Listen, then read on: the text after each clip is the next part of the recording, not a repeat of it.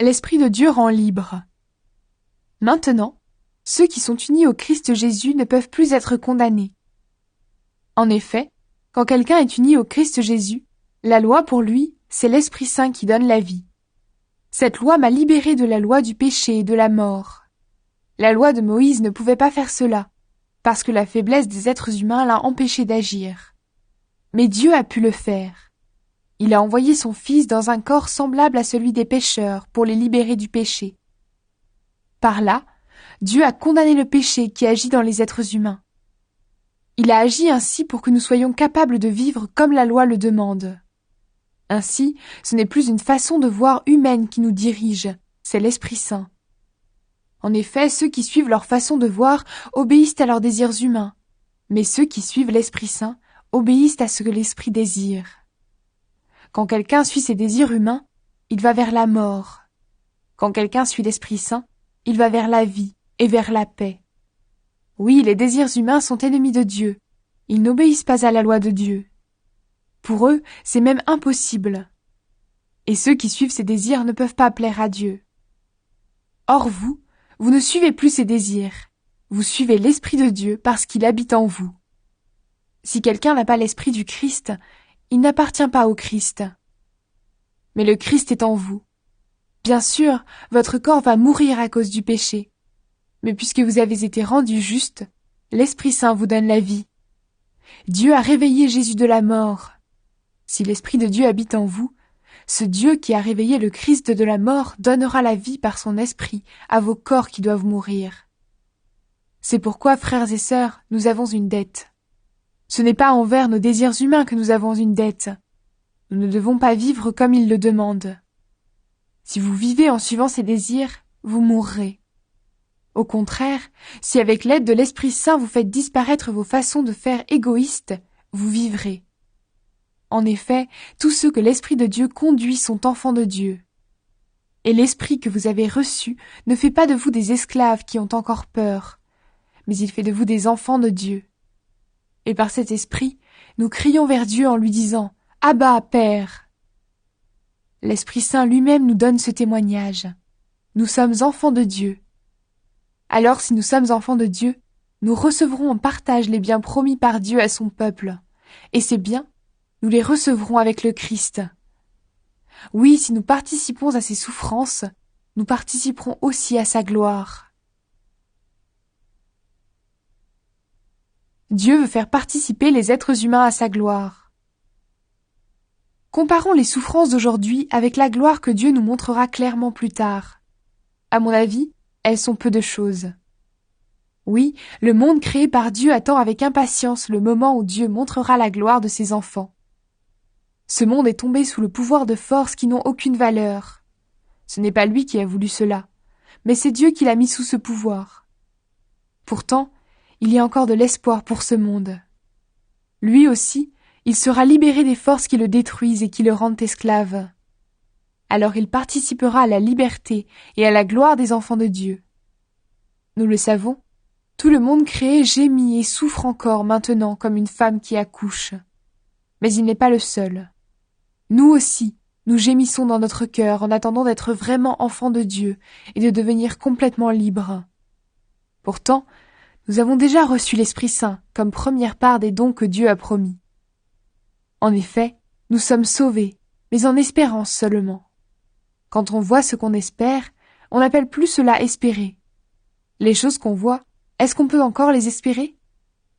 Espérer ce que nous ne voyons pas, c'est l'attendre avec beaucoup de patience. De plus, l'Esprit Saint aussi vient nous aider, nous qui sommes faibles. Nous ne savons pas prier comme il faut. Alors l'Esprit Saint lui-même prie pour nous, avec des gémissements que la bouche ne peut pas redire. Mais Dieu voit le fond des cœurs. Il sait ce que l'Esprit veut demander. Oui, l'Esprit Saint prie comme Dieu le veut pour ceux qui lui appartiennent. Nous savons encore une chose. Dieu fait tout pour le bien de ceux qui ont de l'amour pour lui. Ceux-là, il les a appelés selon son projet. En effet, ce que Dieu a choisi d'avance, il a aussi décidé d'avance de les faire ressembler à son Fils. Ainsi, son Fils sera l'aîné d'une grande famille. Ceux que Dieu a choisis d'avance, il les a aussi appelés. Ceux qu'il a appelés, il les a aussi rendus justes. Et ceux qu'il a rendus justes, il leur a aussi donné sa gloire. Rien ne peut séparer de l'amour de Dieu. Que dire de plus? Si Dieu est pour nous, qui sera contre nous? Même à son Fils, Dieu n'a pas évité la souffrance, mais il l'a livré pour nous tous. Alors avec son Fils, il va tout nous donner gratuitement. Qui peut accuser ceux que Dieu a choisis? Personne. En effet, Dieu les rend justes. Qui peut les condamner? Personne. En effet, le Christ Jésus est mort. De plus, il s'est réveillé de la mort. Il est à la droite de Dieu et il prie pour nous. Qui peut nous séparer de l'amour du Christ? Est-ce que c'est le malheur ou l'inquiétude, la souffrance venant des autres, ou bien la faim, la pauvreté, les dangers ou la mort? Les livres saints disent: à cause de toi, nous risquons sans arrêt la mort. On nous traite comme des moutons de boucherie. Mais dans tout ce qui nous arrive, nous sommes les grands vainqueurs par celui qui nous a aimés. Oui, j'en suis sûre, rien ne pourra nous séparer de l'amour que Dieu nous a montré dans le Christ Jésus, notre Seigneur. Ni la mort, ni la vie, ni les anges, ni les esprits, ni le présent, ni l'avenir, ni tous ceux qui ont un pouvoir, ni les forces d'en haut, ni les forces d'en bas, ni toutes les choses créées, rien ne pourra nous séparer de l'amour de Dieu.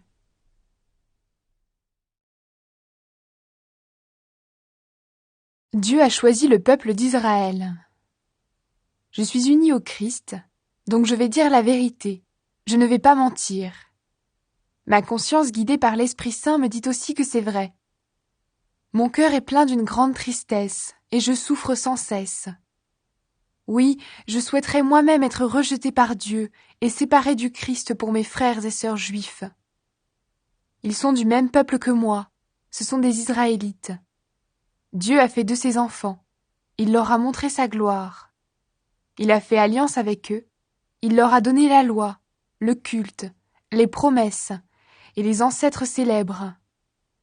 C'est dans leur peuple que le Christ est né comme être humain, lui qui est Dieu au-dessus de tout. Louange à lui pour toujours. Amen. Pourtant, la promesse de Dieu n'a pas été sans résultat. En effet, ceux qui sont nés d'Israël n'appartiennent pas tous au vrai peuple d'Israël. Et ceux qui sont nés dans la famille d'Abraham ne sont pas tous ses vrais enfants.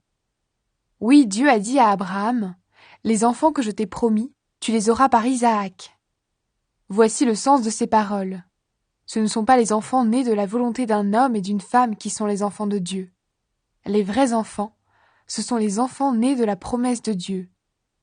Voici les paroles de la promesse. Je reviendrai dans 1 an, et Sarah aura un fils. Ce n'est pas tout. Il y a aussi Rebecca. Elle a eu 2 enfants du même père, notre ancêtre Isaac. Ces enfants n'étaient pas encore nés. Ils n'avaient pas encore fait ni bien ni mal. Pourtant Dieu a dit à Isaac: « Le frère aîné servira le plus jeune. » Les livres saints le disent. J'ai préféré Jacob à Ésaü. Ceci s'est passé pour que le projet de Dieu se réalise. Dieu choisit les gens librement. Ce choix ne dépend pas de leurs actes, mais il dépend seulement de Dieu qui les appelle. Qu'est-ce que cela veut dire? Est-ce que Dieu est injuste? Sûrement pas. En effet, il a dit à Moïse: « J'aurai pitié de qui je veux avoir pitié. Je serai bon avec qui je veux être bon. » Donc la bonté de Dieu ne dépend pas de ce que les gens veulent, ni de leurs efforts, mais elle dépend seulement de Dieu qui a pitié. Dans les livres saints, Dieu dit au roi d'Égypte: « Je t'ai fait roi pour montrer ma puissance en toi et pour faire connaître mon nom sur toute la terre. » On le voit, Dieu a pitié de qui il veut, et il ferme le cœur de qui il veut. Dieu choisit les gens librement. Mais alors tu vas me dire, Dieu fait encore des reproches, pourquoi donc? En effet, qui peut résister à ce qu'il veut? Mais qui es-tu, toi, pour discuter avec Dieu? Est-ce que le plat demande à celui qui l'a fait: « Pourquoi est-ce que tu m'as fait comme cela ?» Est-ce que le potier ne peut pas faire ce qu'il veut avec son argile? Avec la même terre, est-ce qu'il ne peut pas faire un joli plat et un plat ordinaire? Dieu a voulu montrer sa colère et faire connaître sa puissance. Pourtant, les êtres humains qui méritaient sa colère et qui allaient être condamnés